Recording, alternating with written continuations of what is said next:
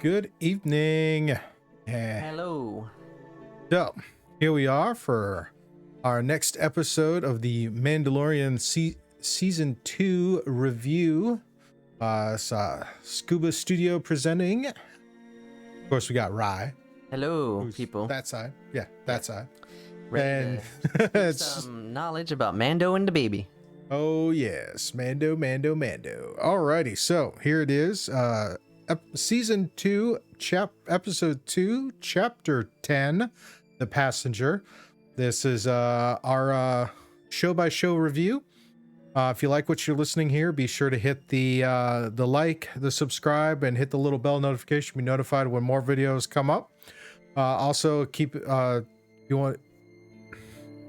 you like what we're listening here, also know that we do stream on Twitch several times a week. Tuesday nights is Scuba and the Rye over at twitch.tv/Scuba Studio.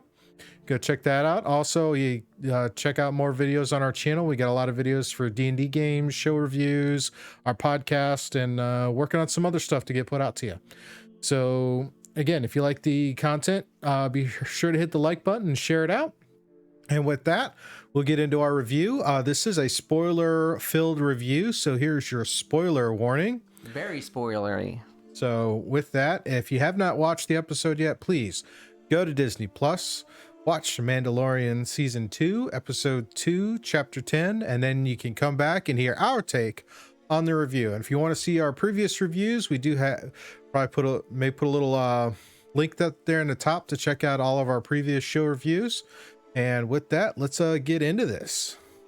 Alrighty, so we have the Mandalorian and the baby Yoda, traveling along in space. Well, actually, it takes place immediately after. It picks up right after the events of the first one on Tatooine. With another interesting a fight brewing, and I love it when fights break out with the Mando, because they always think people can take them, and nah. He just knows how to go. Yeah, but this one picks up with Mando and the child speeding along on their speeder bike, heading back to Mos Eisley when they're ambushed. Yes. And as we know, those speeder bikes don't do well when they have to stop suddenly. No, sir. But looks like it was a group that was out to try and take out Mando and the child, and instead Mando took them out. Not that we're overall surprised. Not surprised, but it was a unique way how he did the little bait and switch with his jetpack and the other guy. I mean, come on. Anybody would have a brain. It's like, oh, Mando, backpack. Oh, if I take the backpack, it'll be all good. It's like, wait a minute. I mean, these guys control their backpacks seemingly. Well, there are times they don't even have to do that.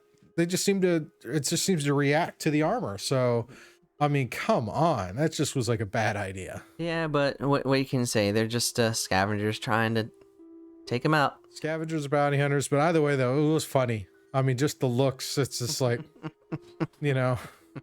But then, of course, you know, Mando being Mando starts hiking it back into Mos Eisley, carrying all his stuff. So he went back in there, looking, find, hey, I need another lead. He gets another lead, but he has to take along an extra companion on the ship. Yes. He has to take a female frog type person with a vat of eggs. And the catch is with this one, he has to travel at sublight. Yeah. Which he's not even crazy about doing. Yeah, he's like itching and sweating. It's like, I got a target on my head. We're on the outer rim. The Empire has fallen. It's kind of dangerous going at sublight speed. And again, there are a lot of people who want him and a lot of people who want that child. So hyperspace is like the best way to kind of keep a low profile. But he has to do sublight speed to protect the eggs. So he agrees.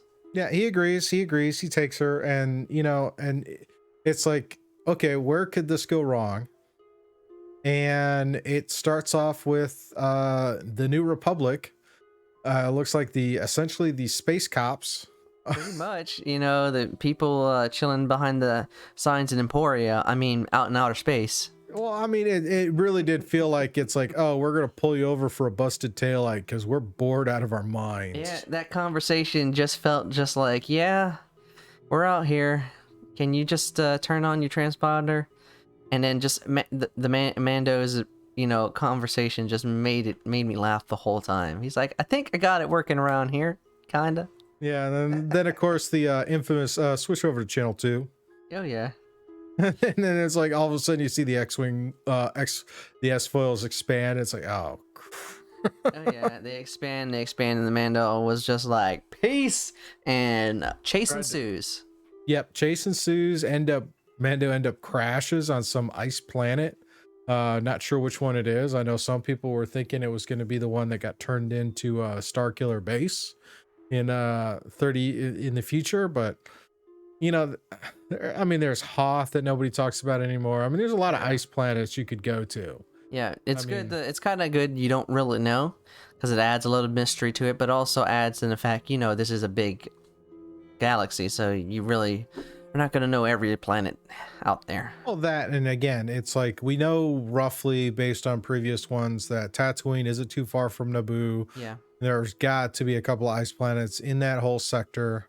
So I don't think it'd be that. I don't think it's that far fetched, but it's funny because you end up going and crashing, and then he's sitting there. He's just like, we're just gonna have to hold that, wait out. And of course, she is all about like, we gotta hurry. We don't have a lot of time. We could do this. Oh yeah, I mean, yeah. And then she kind of skedaddles, and then he has to go find where she skedaddled to. She skedaddles while he's trying to fix the ship. She tries to, I guess guilt trip him into fixing the ship because of the Mando again showing how far-reaching Mandalorian reputation is. Yeah.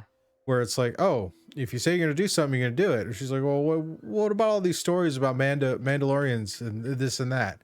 And he's just like, all right. And then gets through all that, and then it's like, okay. Goes and Baby Yoda, being Baby Yoda, or the child, goes and is found eating the eggs out of the vat.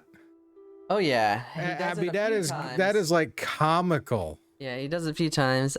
There can be a little bit of controversy in there because people think, "Oh, Baby Yoda's so cute," but if you know Baby Yoda and pay attention to watched him from the first season when he was chasing the little frog creatures around, he wants when he was talking with, when he was talking to the guy, and it's just like you see him catch a frog and then eat the frog like it's nothing.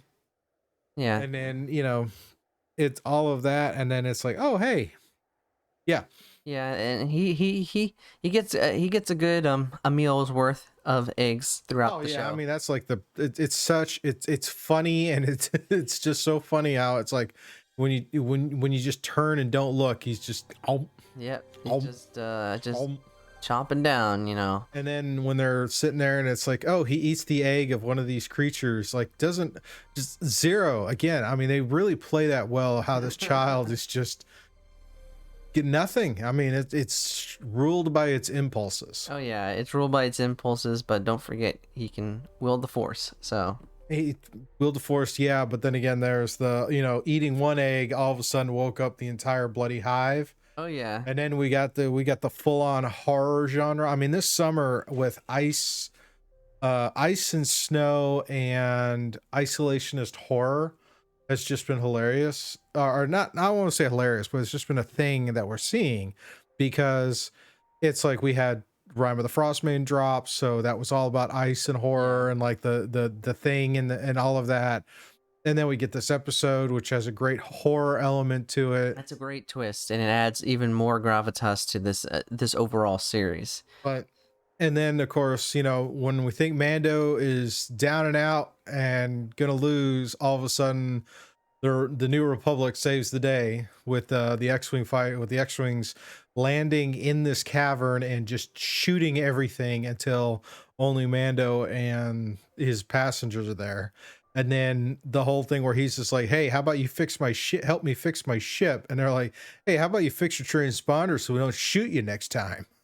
I mean, that was great. Yeah, that was funny. A good one-liner and a good wink, a nod to a lot of things. But yep, they let him off with a warning because this ties into previous episode from the first season. So I like that. I like the subtle connections.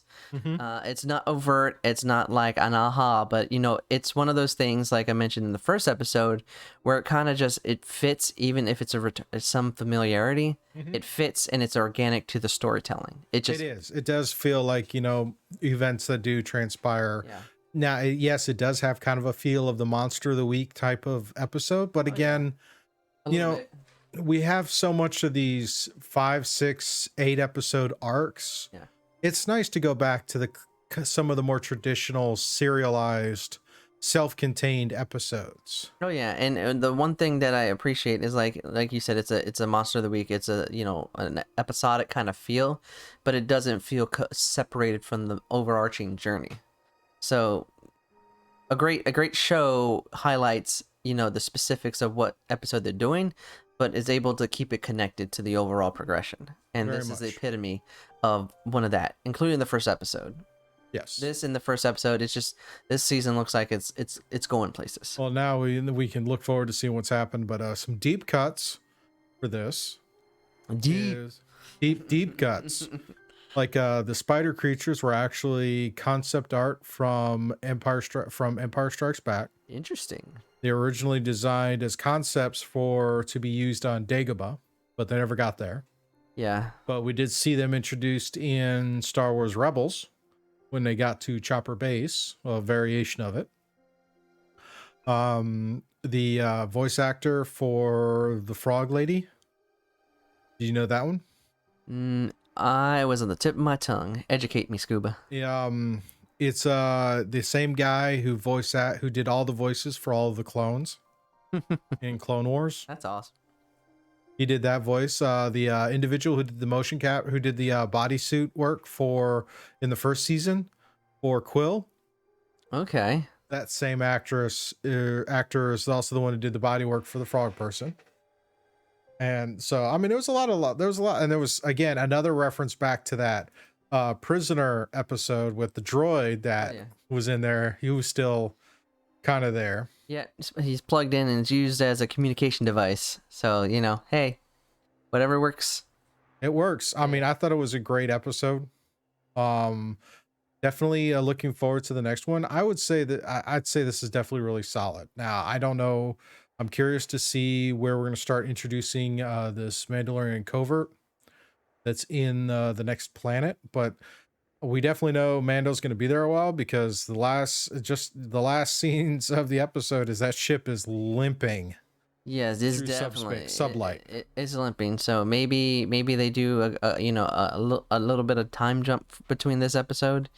Who knows? But it gives you intrigue, because you don't really have anything predictable of what's going to happen next. I like how it is kind of progressing through, and I like how it's self-contained. So granted, yes, it's great if you watch all the episodes leading up, but if you miss an episode, you don't feel completely lost. Yeah, and that's a testament to the writing.